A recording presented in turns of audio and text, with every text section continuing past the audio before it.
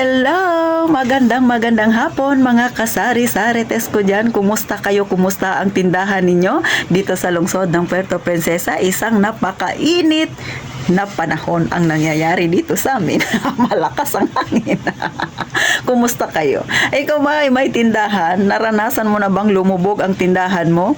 Ano ang naging aral sa'yo? At ano ba ang nagiging dahilan minsan kung bakit ang ating tindahan o ang ating negosyo ay ganon-ganon na lang ang mabilisang pagbulusok pababa? So yan ang sasagutin ni Ate Tintin. At kung gusto mong malaman, huwag ka nang mahiyang mag-subscribe kay Ate Tintin. At sa mga datihang subscriber ni Ate Tintin, dahil ilang araw akong hindi nakapag-upload pero hindi sila nag-unsubscribe, maraming salamat sa inyo mga kasari-sari test ko dyan. So eto na, tayo ng magchismisan. Sa mga kasari, ito ay napapanahon dahil naranasan ko rin ito ng minsan. Ilang araw bang nawala si Ate Tintin dahil ako ay may dinaramdam sa aking katawan. Alam niyo mga kasari, isa sa mga nagiging rason bakit bumabagsak minsan ang isang negosyo dahil yung personal at saka negosyo na nararamdaman ay pinagsasama. O baka may magsabi, ano yan Ate Tintin? Anong ibig mong sabihing personal? O halimbawa, may problema kang pang sarili. O kinakaharap mo problema sa pamilya, problema sa kahit anuman. Minsan, nadadamay ang negosyo. Ikaw ba'y may tindahan? Ikaw lang ba yung tumatao sa tindahan mo? Hindi ba pag malungkot ka, masama ang pakiramdam mo, naiinis ka o ano pa man, may problema sa pamilya, minsan nadadamay ang iyong negosyo? O pag tindahan, hindi ka minsan nagbubukas. O, si Ate Tintin, naranasan ko yan mga kasari. Yun nga sinasabi ko sa inyo, mga ilang araw akong hindi nakapag-upload kasi may dinaramdam ang puso ko.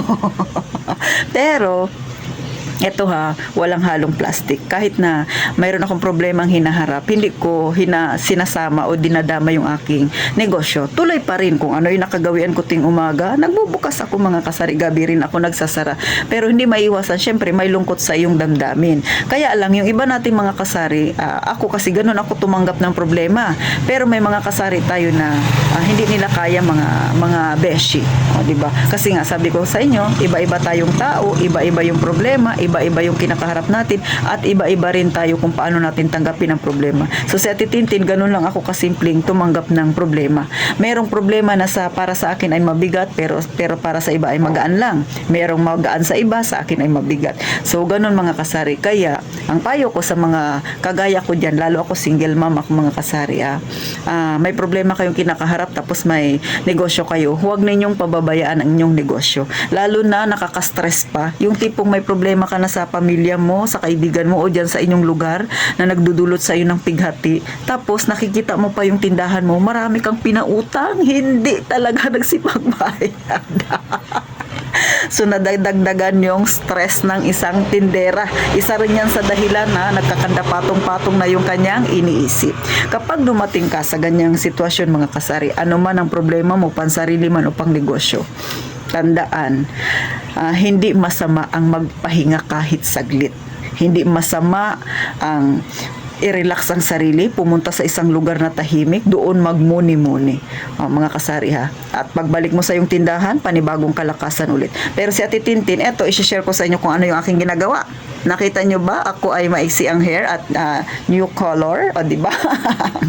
Una, pag may hinaharap akong problema mga kasari, nagpapagupit talaga ako. Yan ang palatandaan ni Ate Tintin, di ba? Pero minsan kahit naman wala naman akong problema, nagpapagupit pa rin ako. Pero isa sa palatandaan ko minsan na nangyayari sa akin pag sobrang bigat ng problema ko, nagpapagupit ako, tapos nagkukulay ng buhok, tapos higit sa lahat ay namamasyal ako sa isang lugar, gusto ko lang ng tahimik at payapang environment.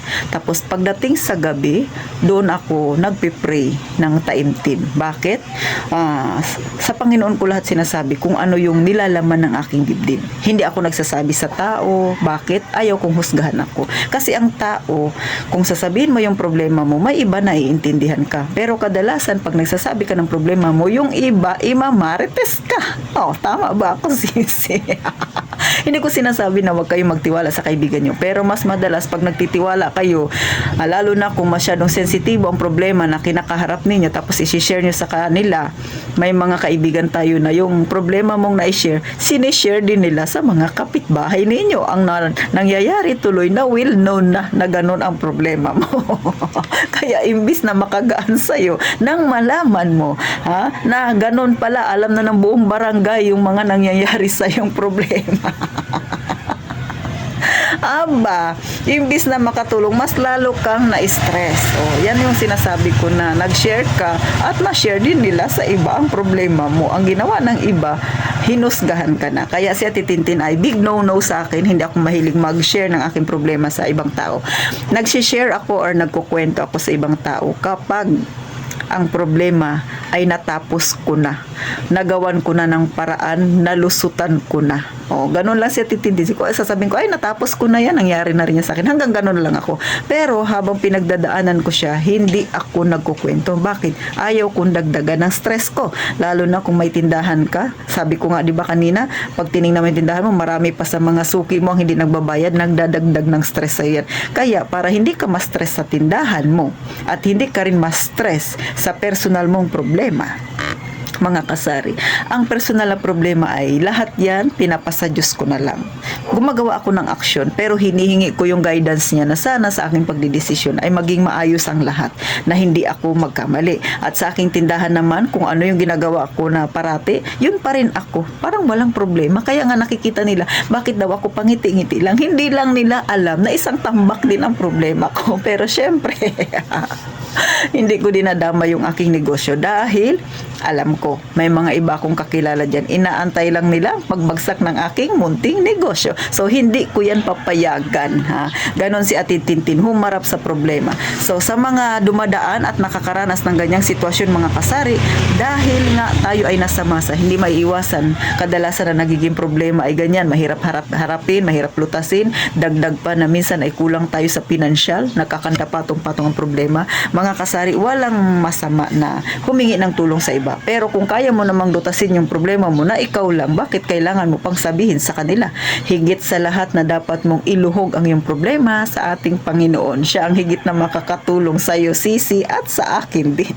So hanggang dito na lang mga kasari. Sana ito, real talk ito mga kasari. Dahil pinagdadaanan ko yan ngayon, pero dahil okay na si Ate Tintin at sinasabi ko sa inyo, nagpagupit ako dahil nga dyan. Hanggang dito na lang mga kasari. Sana maka-inspired ako sa may pinagdadaanan din yan ngayon na gaya ng kay Tintin. Siyempre, magkaiba man tayo ng problema ang kinakaharap. Ang pinaka mas mainam talaga ay ipanalangin natin ang ating problema. So mga kasari, gaya nga ng palaging sinasabi ni Tintin, mag-iingat tayong palagi mga kasari.